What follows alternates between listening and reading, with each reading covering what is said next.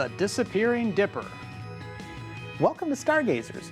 I'm James Albury, director of the Kika Silva Pla Planetarium in Gainesville, Florida. And I'm Dean Regas, astronomer for the Cincinnati Observatory. We're here to help you find your way around the sky. Hey James, what's the most recognizable star pattern in the sky? Oh, that would, of course, be the smiling Dean Regas asterism. Well, obviously, put any number of stars together and you might imagine that. And we can't forget the James Albury Hercules constellation. Well, duh. But I think the easiest to identify is the Big Dipper. Definitely.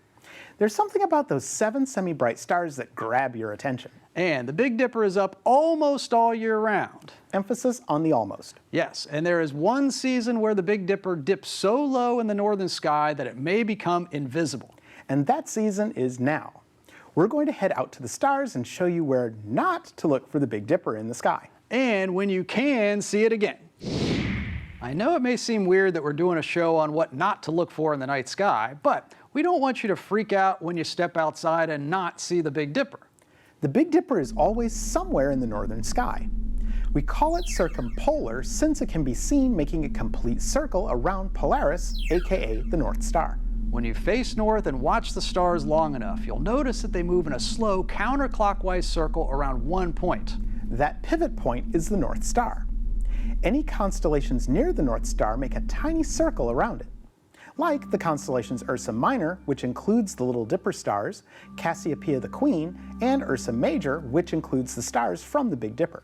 But the Big Dipper can get low in the sky in its nightly journey around Polaris. So while most nights you can see the Big Dipper somewhere in the northern sky, for about 2 months it can skim across the horizon and be blocked by trees, buildings, or the ground itself.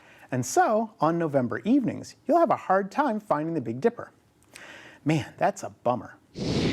This annual disappearance of the Big Dipper is chronicled in some Native American myths.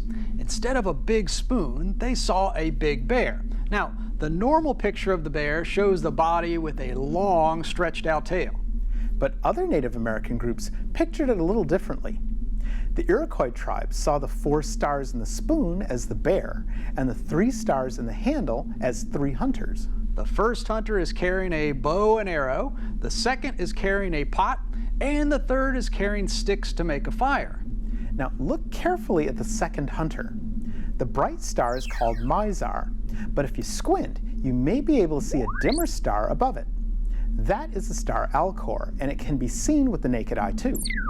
Mizar can be the hunter, and Alcor is the pot that he is carrying. As the night moves on, it looks like the hunters are chasing the bear. Legend has it that when the bear is too low in the sky and becomes invisible, that the hunters finally caught him. And this happens on the evenings of October and November every year. And what happens to the trees every October and November in the northern United States? Storytellers would point to the changing leaves as evidence of a cosmic battle. Exactly.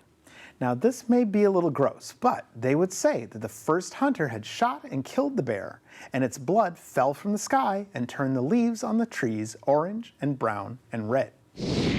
And that's why you can't see the Big Dipper in the night sky this fall. But don't worry, it will be back.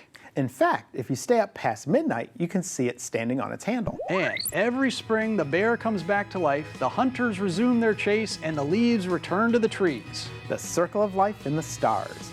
It's all there when you keep looking up.